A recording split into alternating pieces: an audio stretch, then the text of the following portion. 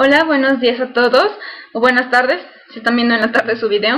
En esta ocasión les pedí que vieran este video antes de nuestra sesión en el salón de clases, porque me interesa que ya cuando lleguemos a la clase traigan un fundamento ustedes acerca del tema que vamos a ver, si ya traigan una base.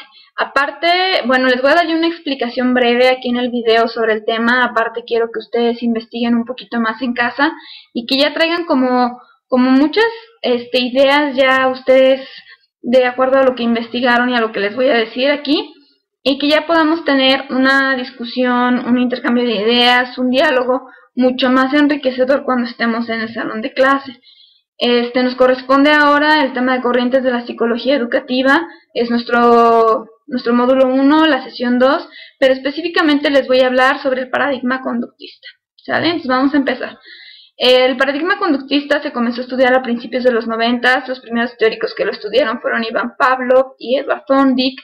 Ellos empezaron a hacer estudios y experimentos acerca de cómo se relaciona la conducta con el aprendizaje. Y aunque ellos fueron los pioneros, se le considera a John B. Watson como el verdadero fundador. Les voy a pedir que ustedes ya en casa investiguen un poquito acerca de cada uno de ellos y lo que hicieron. Y lo que sí les voy a dejar aquí es una frase de Watson muy conocida.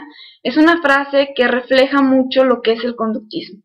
Entonces les voy a pedir que después de que vean este video, esta explicación breve del tema, de que lean lo que ustedes investiguen extra sobre el conductismo, lean la frase y la reflexionen un poquito, y ya en el salón de clase me digan cómo reflejan las palabras de Watson la idea que tiene el conductismo acerca del aprendizaje. ¿Ok? Y les voy a dejar también por aquí dos dibujitos para que no se les olvide algo que les voy a pedir que investiguen, que son los experimentos que hicieron Pavlov y Thorndike. Pavlov trabajó con un perro, hizo un experimento acerca de la salivación, y Thorndike trabajó con un gato y una caja. Entonces por ahí chequenlos. También investiguenme, hubo un experimento que se hizo con un bebé. Afortunadamente eso ya no está permitido, pero bueno, en esa época se pudo hacer y lo hicieron. Entonces chéquenlo porque está muy interesante y lo vamos a platicar en clase, lo comentamos ya que estemos en nuestro salón. Bueno, ¿qué es el conductismo? El conductismo es una manera objetiva de estudiar el aprendizaje. Sí, estos teóricos lo que buscaban era una manera de estudiar el aprendizaje a través de algo que pudieran observar. ¿Y qué era esto? Pues la conducta. Para ellos los procesos internos no existen. Ellos rechazaban los procesos internos. Aunque nosotros sabemos hoy en día que los procesos internos son muy importantes en el aprendizaje porque todo sucede ahí dentro de nuestra mente, como era algo que ellos no podían observar, pues simplemente no lo puedo ver, no existe, entonces lo rechazo por completo. Y solamente se quedaban con la parte de la conducta. Para ellos el aprendizaje se da cuando hay un cambio en la conducta. ¿Sí? Sobre todo cuando aparece una conducta deseable. Entonces, este aprendizaje en el conductismo se llama condicionamiento, precisamente porque está condicionada por un estímulo. Ahorita lo vamos a entender más claro. Y existen dos tipos de condicionamiento, el condicionamiento clásico y el condicionamiento operante, que los vamos a explicar a continuación. El primero, el condicionamiento clásico, tiene la característica de que son respuestas involuntarias. Más que a una respuesta razonada, es como una reacción ante cierto estímulo. El estímulo siempre se presenta antes, ¿sí? En el condicionamiento clásico es muy importante. Primero viene el estímulo, después viene la respuesta. La repetición va a generar mayor aprendizaje. Mientras más me presenten mi estímulo, mi respuesta cada vez se va a dar de manera más sencilla o más automática. Y existe también lo que es la extinción, que ayuda a eliminar conductas indeseables. Si yo tengo una conducta que no es buena, que quieren que desaparezca y está siendo generada por un estímulo, pues se retira ese estímulo y obviamente la respuesta tiene que ir desapareciendo. Les voy a dar unos ejemplos para que quede un poquito más claro. Se los voy a presentar con unas imágenes porque a veces las imágenes nos ayudan a acordarnos de la información. Un ejemplo puede ser un piquete de abeja. Si a mí me pica una abeja, me genera una reacción muy fuerte, va a provocar que les tenga miedo a las abejas. Entonces, cada vez que yo vea una abeja, que es mi estímulo, pues mi respuesta, que les digo que es más como una reacción que algo pensado, va a ser de temor. Aparece la abeja y yo tengo mi respuesta de miedo, ¿sí? Entonces, estímulo primero, después viene respuesta. Otro ejemplo muy fácil de entender es, por ejemplo, una visita a casa de la abuelita o de la tía que siempre me da un regalo o que siempre me espera con una sorpresa. Si a mí me dicen, vamos a ir a visitar a tu abuelita o a tu tía, pues mi reacción luego va a ser de alegría porque sé que algo bueno me espera. Entonces mi estímulo, el que me avisen de esa visita, mi respuesta, la alegría. Otro ejemplo así como muy claro es el timbre de recreo, especialmente con los niños. Toca el timbre de recreo, ellos saben perfectamente que el timbre anuncia el recreo y entonces tienen una reacción de alegría, ¿sí? Entonces el estímulo viene primero, que es mi timbre, y la reacción, que es la alegría, viene después. Esos son ejemplos de condicionamiento clásico de estímulos que se presentan antes de la respuesta y que esa respuesta está condicionada por el estímulo, ¿sí? Los niños se ponen felices porque saben que el timbre anuncia el recreo, está condicionada por el timbre. No de repente, de la nada, todos se ponen felices nada más porque sí. Tiene que sonar el timbre primero, es una condición, ¿sí? Por eso se llama condicionamiento. Entonces, acuérdense, en el clásico, primero viene el estímulo, después viene la respuesta. En el caso del condicionamiento operante, que es el condicionamiento más común y que yo creo que todos lo hemos usado alguna vez y que nuestras mamás lo usaban con nosotros siempre sin saber que todo esto tiene un trasfondo teórico.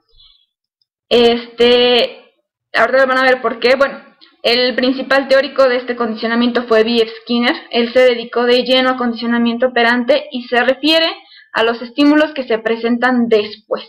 Primero es la respuesta o la conducta, después viene el estímulo. ¿Cuáles son los estímulos? Las recompensas y los castigos.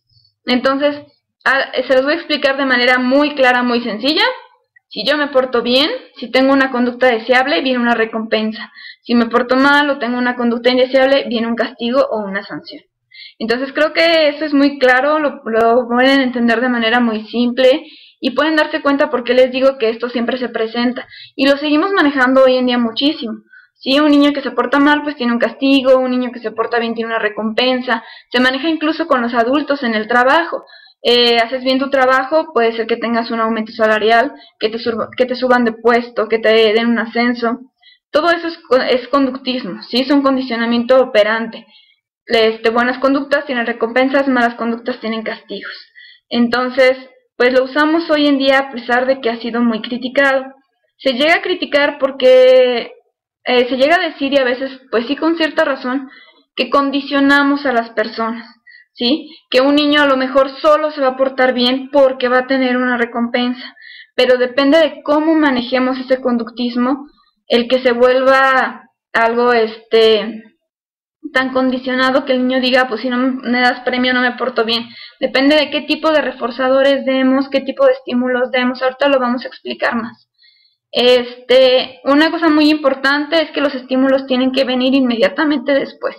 Si yo, por ejemplo, le digo a un niño, haz tu tarea y te voy a dar una paleta, si él termina su tarea e inmediatamente después yo le doy la paleta, el niño va a asociar la recompensa con el hecho de haber hecho su tarea, que es precisamente la conducta que se quiere reforzar. Pero si yo no se la doy inmediatamente después, a lo mejor al terminar su tarea, yo no le doy la paleta, el niño hace un berrinche, entonces le doy la paleta, pero entonces ¿qué conducta estoy reforzando? En realidad estoy reforzando el berrinche. Entonces hay que tener mucho cuidado en ese sentido, ¿sí? Los reforzadores tienen que venir inmediatamente después de la conducta. A los reforzadores, bueno, a los estímulos en este caso se llaman reforzadores, precisamente porque refuerzan las conductas y pueden ser de diferentes tipos. Aquí hay que tener cuidado, los más comunes son los materiales y no son necesariamente los mejores. Los materiales son el dulcecito, el juguetito, dinero, ¿sí? Todo lo que es material.